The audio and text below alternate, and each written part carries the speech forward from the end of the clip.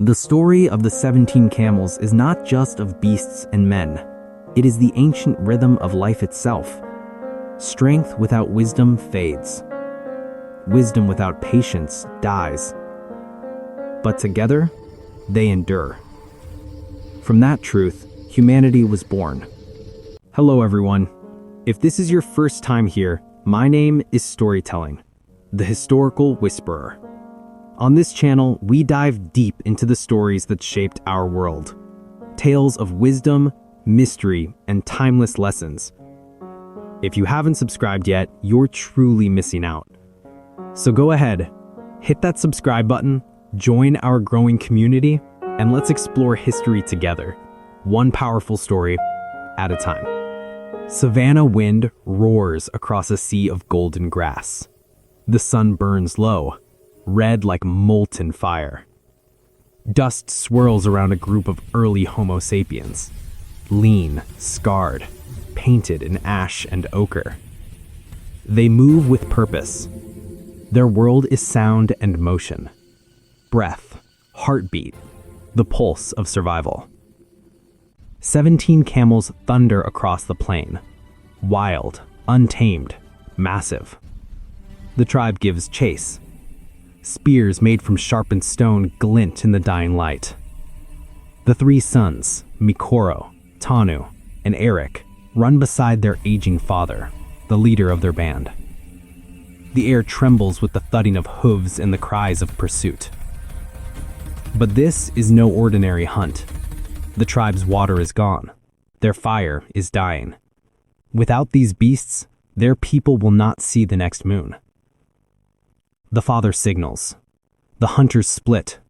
One circles left, another right. Dust blinds them. The camels stampede toward a ravine. A single wrong move means death. Tanu lunges with his spear. It strikes shallow. A scream of fury echoes. The eldest, Mikoro, leaps from a rock, plunging his weapon deep into a camel's flank. The beast collapses, shaking the ground. The tribe swarms, stone, bone, and strength working as one. The hunt is successful. The tribe feasts that night, the meat roasting over the first fire they've kindled in days. Sparks rise into the dark sky like prayers. But beyond the circle of light, something watches.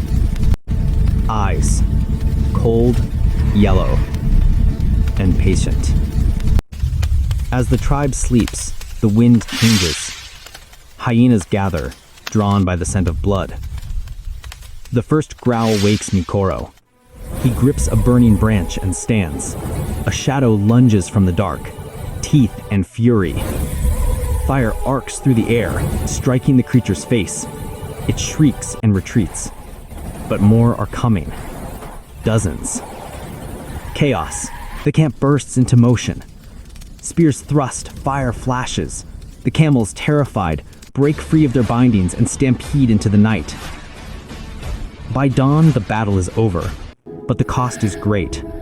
Half the meat is gone, 2 hunters wounded, and the father lies weakened. His breath rattles like dry leaves.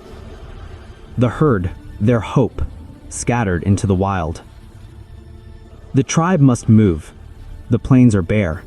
Drought gnaws at the land. The father gathers his sons, eyes hollow but determined. He gestures. Find the 17. It is more than an order. It is a legacy. And so the three sons set out, each leading a small group of hunters. Their paths diverged under a blazing sun. The eldest, Mikoro, travels east toward the dry salt lakes. He seeks endurance, believing strength alone can reclaim their fortune. Tanu, the middle son, heads north into thorn forests where danger breeds wisdom. Eric, the youngest, follows the river south, trusting the rhythm of nature rather than the blade. Each will face a trial, a test written not in words, but in blood and dust. The East is cruel, Heat dances like ghosts on the horizon. Days stretch, endless and silent. The hunters stumble, lips cracked, eyes hollow. Imakoro drives them onward, his will like iron. When a storm of dust devours the sky, they huddle beneath animal hides. The world becomes red and black, suffocating, endless. When the storm passes, the plains are empty, not a track remains. Then, a shape, a lone camel, gaunt and staggering. Imakoro kills it with a single throw. His people cheer, but it is pride that speaks louder than hunger. He orders the tribe to press on deeper into the wasteland, to chase the herd he swears is near. Days later, he finds nothing. The camel's meat rots, water is gone. Imakoro kneels in the dust, the sun sinking behind him. The desert swallows his roar of defiance. In the north, Tanu's group moves through the thorned forests. The air is heavy, the ground wet and slick with decay. He senses eyes. Predators stalk them unseen. At dusk, they find tracks. Massive paws, claws like knives. Lions, larger than any they know. They move carefully, setting traps of sharpened sticks and stone snares. That night, a scream rips through the trees. A lion attacks from above, leaping from a low branch. Spears fly, blood splashes. Tanu's hand burns where claws raked his arm, but he does not fall. He drives his spear through the beast's chest. The next morning, they skin the lion, a sign of triumph. Yet Tanu knows the forest watches, and it does not forgive. As they rest by a river, he sees a herd of camels grazing nearby. But when they approach, arrows whistle through the air. A rival tribe emerges, silent, painted in white ash. Tanu's group retreats. The forest becomes a maze of ambush and escape. By nightfall, only half of them remain. Far to the south, the youngest son, Eric, follows the rhythm of the river.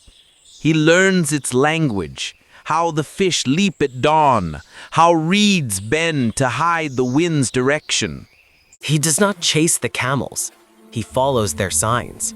Tracks in mud, broken reeds, dung hardened by sun. Slowly, patiently, he learns. One morning, he finds them, not scattered, but gathered. 17 camels resting by a water basin, hidden between cliffs. But danger coils nearby. A crocodile-infested river cuts off his path. Eric waits. He observes. When the moon rises, he crosses. Quiet, deliberate, steady. Each step a gamble between life and death. By dawn, he stands among the herd.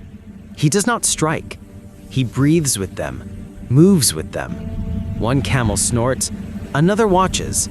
They do not flee. He has found what his brothers could not, patience over pride. Weeks pass. Mikoro and Tanu return to their father's dying camp, empty-handed and haunted. The tribe is fading. Firewood gone, water scarce. Then, thunder. A storm brews on the horizon. From the south, figures appear, Eric and his hunters, and behind them, the 17 camels. Cheers rise. The tribe gathers in awe.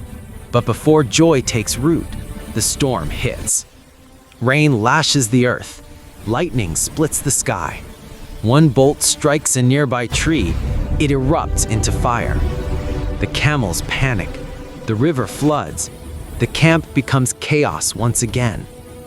Mikoro charges into the storm, trying to hold the herd. Tanu drags fallen spears. forming barriers. Eric rushes to save their fire. The father, watching from the cave's edge, rises weakly. He grips his staff, carved with the marks of generations, and thrusts it into the earth. It becomes a symbol. The sons rally around it. Together they fight against storm, flood, and fear itself. When dawn breaks, the fire still burns. The storm clears. The tribe survives, battered but alive. The father lies by the fire, breath shallow. His eyes meet his sons.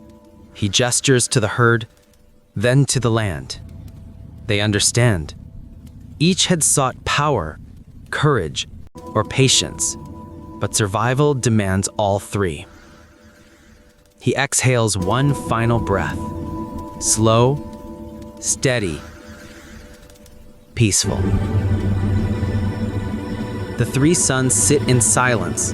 Around them, the tribe begins anew, rebuilding, mending tools, feeding on hope.